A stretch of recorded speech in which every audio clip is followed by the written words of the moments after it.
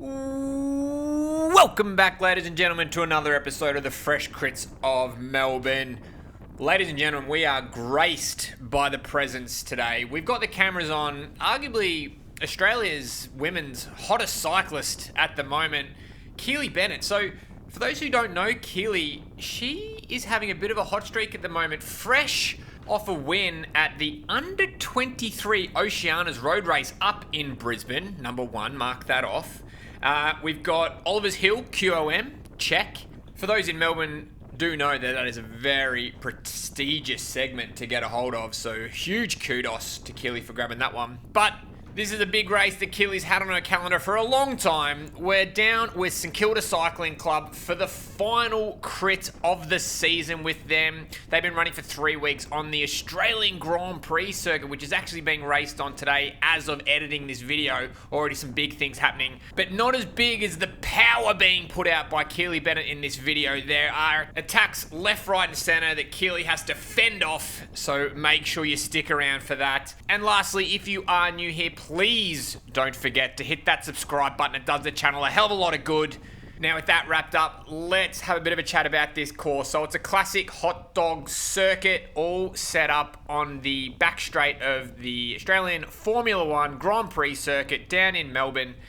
And today, the wind plays a massive part. You can see the map in the bottom right-hand corner. The wind is an absolute screaming southerly. So on this part of the course, it's a super fast tailwind, and obviously when you turn around at the top of the course and come back the other way, it's exactly the opposite. It's a brutal headwind, so that's going to play a huge part in the tactics and strategies at the later on in this race.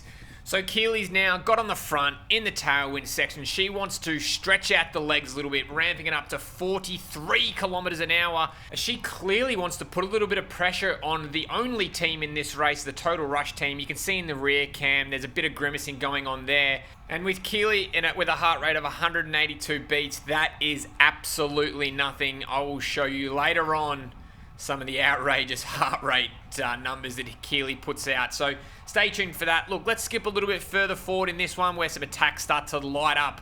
Stay tuned. So there's one way to tell when you think someone's going to attack the bunches, generally when they're in the drops. Well, that's one way especially. But look at this rider right in front of Keely at the moment, 169. As soon as she pulls out, she absolutely goes. And I've never seen anybody respond to attacks quite as fast as Keely. And do you know what? That's a really, really positive sign, because obviously it means your legs are feeling really fresh, but it's also, if you're that quick to respond, it means you're able to jump in the draft straight away. 169 looks back over at Keely, realizes she hasn't got any gap at all. There was not much separation at all, so that pretty much closed up, and now it's left 169 on the front, pushing the pace in the tailwind, which is a massive response by Keely. But if you look in the rear cam, you're going to see another person who's featured on Fresh Crit's video.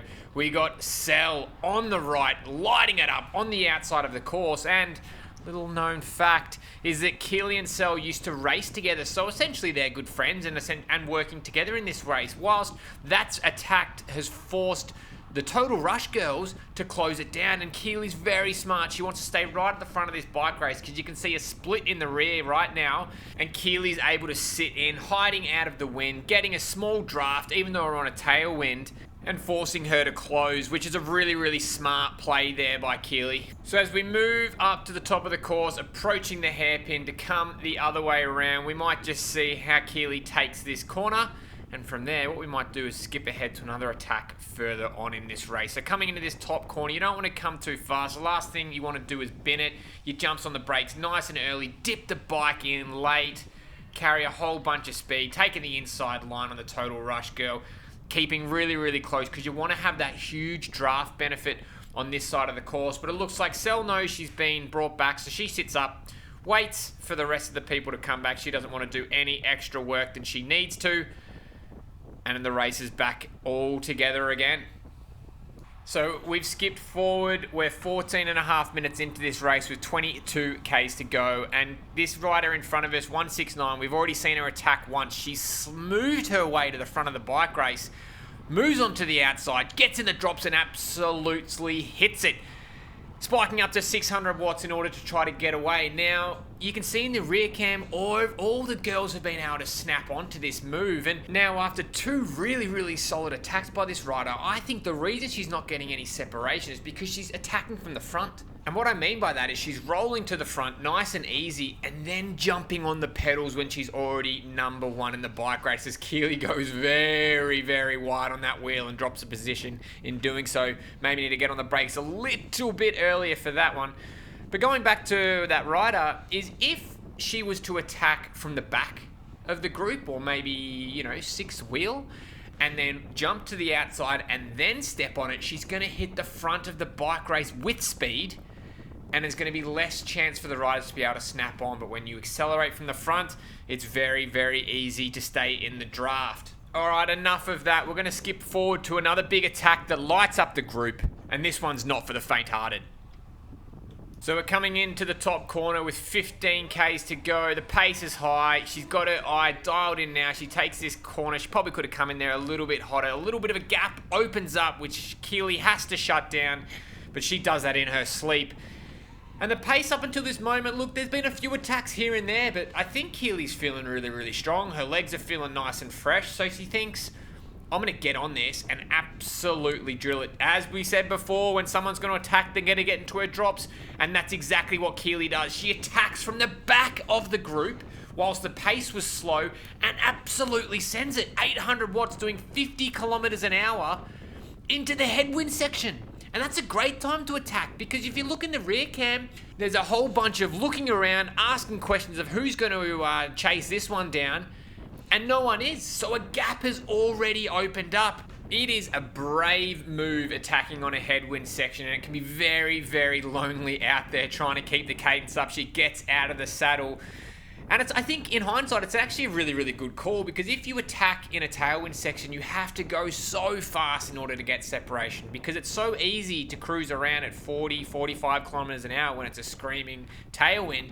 So for you to get any separation, you've got to hit that group at 60 kilometers an hour, which is near impossible. However, on a headwind section, all you need to do, and as stupid as this may sound, is pedal a little bit harder than the guys behind you, and you're going to get a gap, you're going to get separation, and then you're going to put the rest of the peloton under a hell of a lot of pressure. So now it's just Keely, her legs and her thoughts as she drives the bike forward. 300 watts. When I said her heart rate was high before, we're at 195 and climbing. She is working really hard to make sure she keeps separation, and every little time she looks behind and she sees a gap, that's going to be making her legs feel a little bit better. 199 beats. It's climbing. 200, ladies and gentlemen. We're on.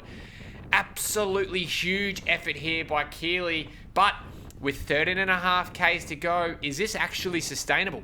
Especially considering we're on a hot dog circuit where you constantly can see the peloton every time you do a U-turn and come back the other way. Personally, I love the strategy. Get on the front foot, show the girls how strong you are, and let the teams burn matches in order to bring you back. So as she comes around this bottom corner, she's got about a 10-second advantage on the girls in front. You can see them there. And I'm 99% sure that as Keely rode past the girls, she would have been nose breathing, looking them all in the eye, seeing how much pain she's putting them under. After 10 minutes of Keely being all by herself on the front of the bike race, you can see in the rear cam, you can just make out a Knights of Suburbia girls racing team kit of Cell, who has bridged across, which has been a gap. Probably, it didn't really shift much from 10 seconds. It was 12 seconds, 9 seconds, 14 seconds, 10 seconds. It was bouncing around that the whole time, and Cell's decided to bridge across, but in doing so, she's actually brought another rider along with her. And this mystery rider is no other but Elizabeth, or Ellie for short, who rides for Rocks Salt SRAM, and she's got actually the new SRAM group set on a bike, so I was eagerly looking at that before the race. And she rides up in the northern suburbs, up in the hills, really strong climber. But the question you got to ask yourself is, does she pack a sprint? Because essentially Cell's just brought her over on a free ticket, and now that's one extra person that Keely has to contend with. So It's going to be interesting to see how this sprint plays out with Keely and Sel clearly working together, and now they've got Ellie in the mix as well. One has to wonder if Keely's actually happy that Sel's brought along Ellie to the front of this bike race. But look, time will tell. Let's skip ahead to the final moments of this race where things really start to get spicy. But can they get any more spicier when Keely's heart rate's at 191 beats? I just can't fathom that. It hurts me to look at. Physically hurts. We've just rounded the bottom corner, and with 1 kilometre left, we're on the final straight to the finish line. We've got Sel leading out the bunch with Ellie in the rear cam. You can see Keely sitting happily in the middle, but she wants to move up, which is fine because the girls have been rolling really, really clean, solid, well-timed turns for the last 10 minutes. And keeping in mind that Keely's actually been at the front of this bike race for the last 20 minutes, so surely she's tired. But as Ellie gets to the front, she gets attacked by a pigeon. She looks around me like, did anyone see that? We're like, mate, we saw that. That was pretty close. But that's fine. I hope she's not rattled from that. I'm sure it's happened a few times as magpies do attack people here in Melbourne. It's a very dangerous place here in Australia. Everything could attack and kill you. That pigeon's probably poisonous. So, enough of that. 600 metres to go. Keely's on the front of the bike race. She's pinned right in the far left-hand side of that course because that really only means that the girls can attack from one side. And I've made the mistake before. If you're riding too far into the middle of the course, that means there's two sides the riders can attack from. So it's really important you either stay far as left as you want or as far right. You can see here the girls are coming to pull a solid turn. Keely gets a little bit fired up. She thinks there's an attack thrown. She's in the drops. Everybody is posed and ready to go as we get closer to 300 metres to go. Now, Keely backs herself with a bit of a sprint. And we've all seen before how Sel goes around the teardrop at Hawthorn, which is a very sprinty course. She holds herself very, very well. So there's a couple of riders she needs to keep a lookout for. Now, no one's pulling through. Ellie's looking around being like, come on, guys, are you going to come through? But now she's stuck in the middle of the course. She doesn't know which way they're going to attack from. Keely's left a little bit of a gap here. Think at the 150 metres to go, things are getting really spicy. Sel goes, she can hear him on the outside. She guns it through the middle, pushing out 1,000 watts after 50 minutes of racing.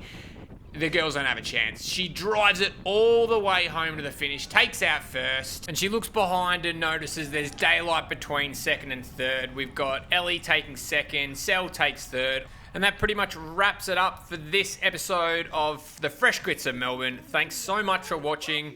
You know the drill. If you like this stuff, flick it a like, subscribe. And if you like this one, maybe go and check out the first race I did at St Kilda and the hot dog Death by 1,000 Cuts. I'll link it above.